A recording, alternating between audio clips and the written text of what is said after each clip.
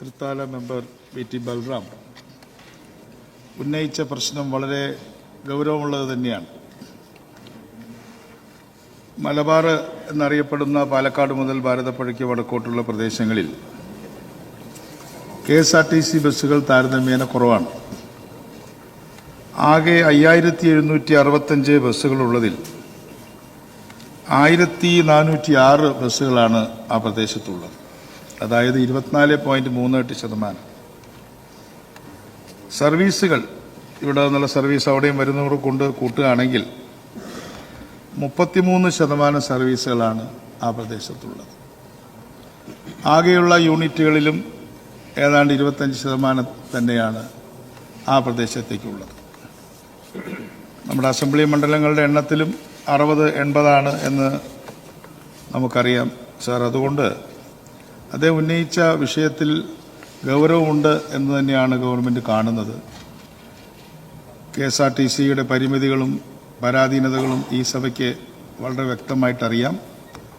എങ്കിലും KSRTCയുടെ സർവീസുകൾ ഇന്നത്തെ സാഹചര്യത്തിൽ സൗജന്യമായി നമ്മൾ സ്ത്രീകൾക്ക് യാത്രാ സൗകര്യം കൊടുക്കുന്ന സാഹചര്യത്തിൽ മലബാറിലേക്ക് എത്തിക്കണം എന്ന ആവശ്യം വളരെ കാതലുള്ളതാണ്.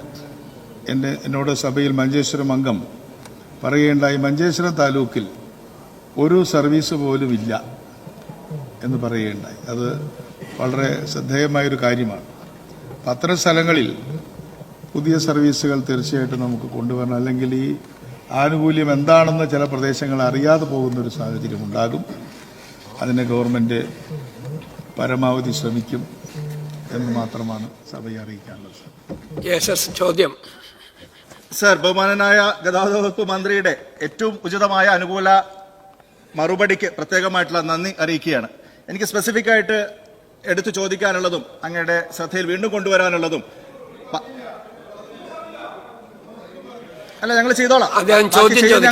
ചോദ്യം ചോദിക്കട്ടെ.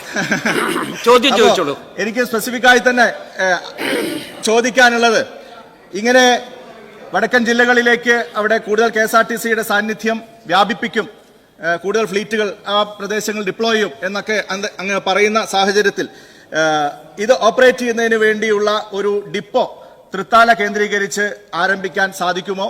അത് ചെയ്യണം എന്നുള്ളതാണ് എന്റെ വിനീതമായിട്ടുള്ള അഭ്യർത്ഥന. ഏത് കാര്യവും പരിശോധിക്കാവുന്നതാണ്. പക്ഷേ എന്റെ ശ്രദ്ധയിൽപ്പെട്ട പ്രധാനപ്പെട്ട സ്ഥലം മഞ്ചേശ്വരമാണെന്ന് കൂടെ അറിയിക്കുകയാണ്. അതിൽ തൃത്താലയുടെ കാര്യം ബഹുമാന്യനായ അംഗം പറഞ്ഞതും പരിശോധിക്കാം. കൂടുതൽ സർവീസുകൾ തുടങ്ങുന്നതിനെക്കുറിച്ച് KSRTCയുടെ ആരോഗ്യം മെച്ചപ്പെടുന്ന മുറയ്ക്ക് അത് വളരെ ഭംഗിയായി ചെയ്യാമെന്നാണ് സാർ പറയാൻ